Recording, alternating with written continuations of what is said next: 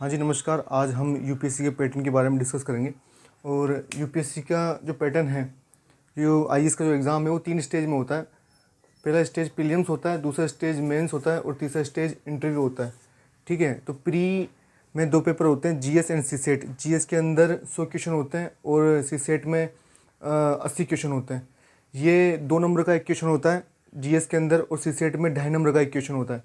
GS में negative marking जो है 1/3 होती है, इसमें भी 1/3 होती है, बट इसके अंदर जीएस में जो 1/3 नेगेटिव मार्किंग है उसमें एक क्वेश्चन गलत होने पर आपके 0.33 नंबर काट लिए जाते हैं। और जीएस सेकंड के अंदर यानी सीसेट के अंदर आपके 1/3 नेगेटिव होने पर 0.83 मार्क्स काट लिए जाते हैं। ठीक है, तो कहने का अर्थ ये है कि एक क्वेश्चन राइट होने पर 3 क्वेश्चन रॉन्ग होंगे। ठीक है, यदि एक क्वेश्चन राइट होता है और 3 क्वेश्चन गलत होंगे तो वो इक्विवेलेंट हो जाता है। ठीक है, तो आप यूँ समझिए कि पेपर सेकंड जो है वो क्वालिफाइंग है। इसमें 27 क्वेश्चन यदि आप ठीक कर दोगे तो सीसेट क्वालिफाइंग हो जाएगा। और जीएस फर्स्ट यानी इसके मार्क्स के ऊपर मेरिट निकलती है और फिर आपको मेंस देने का मौका मिलता है। इनके मार्क्स जो है जुड़ते नहीं है फाइनल लिस्ट के अंदर। इसके बाद में मेंस में 9 पेपर होते हैं। हिंदी इंग्लिश जो है वो कंपलसरी पेपर है। ठीक है, क्वालिफाइंग पेपर है। ये 300 नंबर के होते हैं और जो मेरिट डिसाइड करेंगे वो है ये 7 पेपर। ये 7 पेपर टोटल 1750 नंबर के होते हैं। 250 नंबर का एक पेपर होता है। पहला पेपर निबंध का होता है, 2 निबंध लिखने पड़ते हैं इसमें। और जीएस 1 के अंदर जो है 3 सब्जेक्ट होते हैं, हिस्ट्री, सोसाइटी और ज्योग्राफी।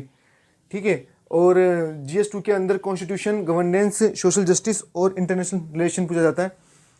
जीएस 3 के अंदर इकोनॉमी, डिजास्टर मैनेजमेंट, सिक्योरिटी और एनवायरनमेंट एंड इकोलॉजी आता है। एंड जीएस 4 के अंदर एथिक्स, इंटीग्रिटी और एप्टीट्यूड पूछा जाता है। तो ये 4 पेपर जो है जीएस के, ये टोटल 1000 नंबर के होंगे।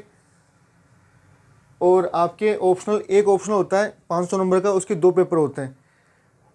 कुल मिलाकर के 1750 नंबर का मेंस होता है। और इसके आधार पर फिर आपको इंटरव्यू कॉल के लिए बुलाया जाता है।